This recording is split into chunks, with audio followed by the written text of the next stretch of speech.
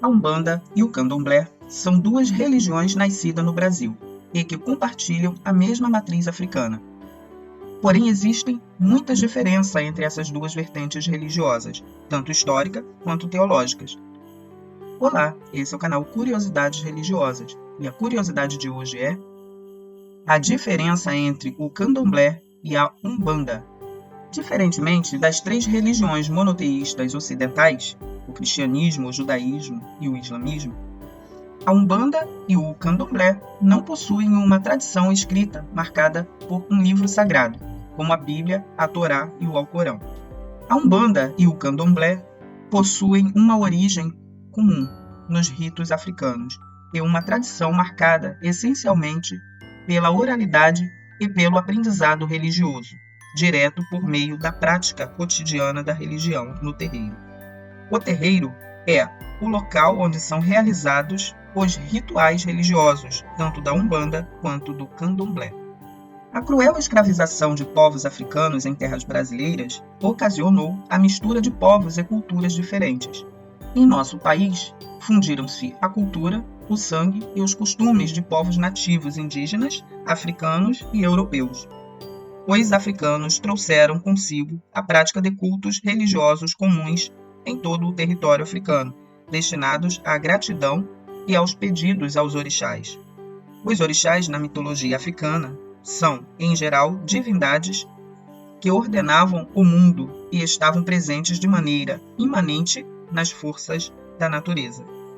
Nesse movimento surgiram a Umbanda e o Candomblé, as duas principais religiões afro-brasileiras. Apesar das semelhanças entre as duas religiões, por causa da mesma raiz, elas possuem grandes diferenças. Candomblé. O Candomblé é o mais antigo e está muito mais próximo dos ritos africanos, pois é uma junção mais pura e direta dos diversos cultos africanos trazidos pelos negros escravizados. Estima-se que surgiu na Bahia e espalhou-se primeiramente por terras nordestinas. Os rituais do Candomblé são muito mais parecidos com os rituais africanos, com batuques, danças e oferendas. Como advém de povos diferentes, essa religião não é praticada de maneira única e possui ao menos 4 denominações diferentes. Queto, de tradição Iorubá, dos povos Nagô. Gegé, de tradição Fon, dos povos Gegé. Bantu, de tradição Bakongo, dos povos angolanos. Caboclo, junção das entidades africanas e dos espíritos cultuados pelos povos indígenas. Nos rituais de Candomblé são feitas oferendas, geralmente comidas típicas, para agradar aos orixás, acompanhadas de batuques e dança. A batucada e os cantos que acompanham a música variam de acordo com a origem da denominação em prática no terreiro. Os quetos, por exemplo, têm cantos entoados em Iorubá, língua dos povos daquela etnia, enquanto os bantus, angolanos, entoam cânticos em Bantu Bakongo. No Candomblé, não é comum a prática de incorporação ou da mediunidade. Os rituais em terreiros são espécies de festas em oferta, com comida farta, música e dança, o que na crença dessa religião atrai os espíritos ancestrais e os orixás.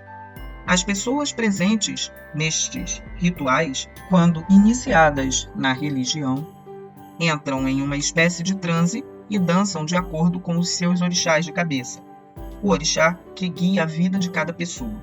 O sacerdócio nos terreiros de Candomblé é exercido pelo babalorixá, caso seja um homem, ou pela ialorixá, caso seja uma mulher. Ao contrário da Umbanda, os cultos desta religião não utilizam drogas, como tabaco e álcool. A mitologia africana aponta, além dos orixás, a existência de um deus soberano, chamado Olodumaré. Quanto aos orixás cultuados, a quantidade varia de acordo com o tipo de candomblé. Em geral, há em torno de 16 ou 20 orixás, cada um com sua qualidade e especificidade. Os candomblecistas acreditam na imortalidade da alma e na reencarnação. Umbanda. Nascida no Brasil em 1908, por meio de um jovem chamado Zélio Fernandino de Moraes, é uma religião afro-brasileira que sincretiza elementos dos cultos africanos com elementos das religiões indígenas, do catolicismo e do espiritismo kardecista. Conta a história que Zélio Fernandino começou a apresentar um comportamento estranho, no qual parecia imitar um velho, dizendo palavras ininteligíveis. Preocupados com o jovem, seus familiares levaram-no ao médico, que recomendou a visita a um padre. A família, porém, levou-o a um centro espírita, onde foi detectada a incorporação de um espírito, que se autodenominava o Caboclo das Sete Encruzilhadas. A partir daí, o espírito começou a dar instruções sobre o que deveria ser feito, dando início à prática da Umbanda. Por ser uma religião sincrética, a Umbanda acredita na existência de um Deus soberano, chamado Olorum, o equivalente a Olodumaré.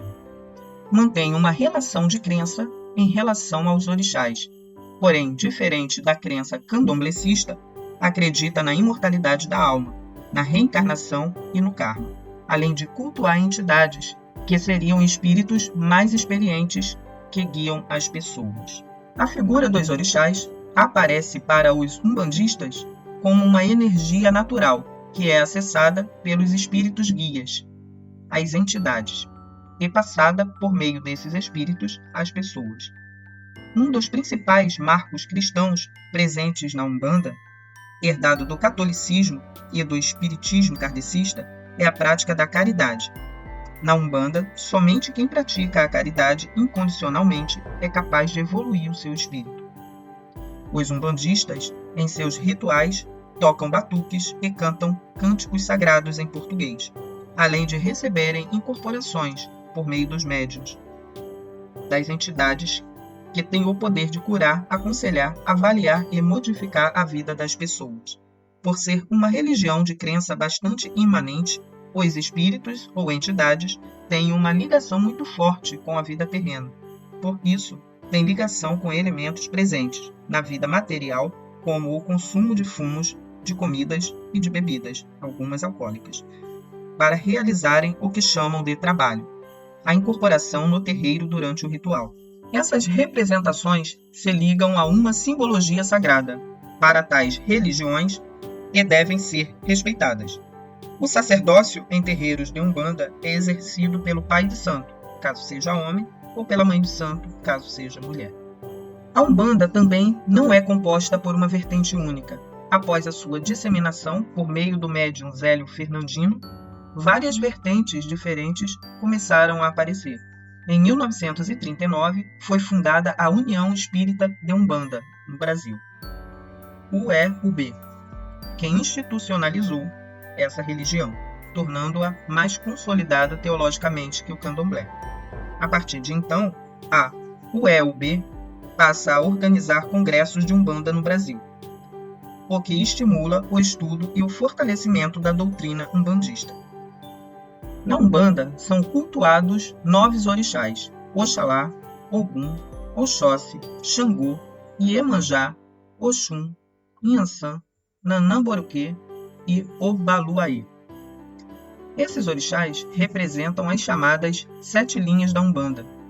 E como foi dito, não há nos rituais um trabalho direto com os orixás, mas sim com as entidades que são espíritos classificados de acordo com suas características, da seguinte maneira: Exus e Pombagiras são mensageiros dos orixás. Exu é masculino e Pombagira o feminino. Há um equívoco na interpretação dessas entidades, pois algumas tradições cristãs associam-nas ao demônio. O candomblé também trata Exu de maneira diferente, pois em sua crença, Exu é um orixá e não uma entidade. Caboclos, espírito de índios, tanto guerreiros quanto curandeiros, pajés. Preto velho e preta velha, espírito de escravos e escravas brasileiros, velhos e sábios. Ereis, crianças, espírito de criança, puros e alegres, mas também dotados de alguma sabedoria. Baianos, marinheiros, malandros e boiadeiros são entidades das chamadas linhas auxiliares, por algumas vertentes, ou de linhas regionais. A Umbanda sofre diferenças de acordo com a localidade em que o terreiro está situado. Relação dos orixás com os santos católicos. Os orixás cultuados tanto na Umbanda quanto no Candomblé foram associados por adeptos dessas duas religiões aos santos católicos.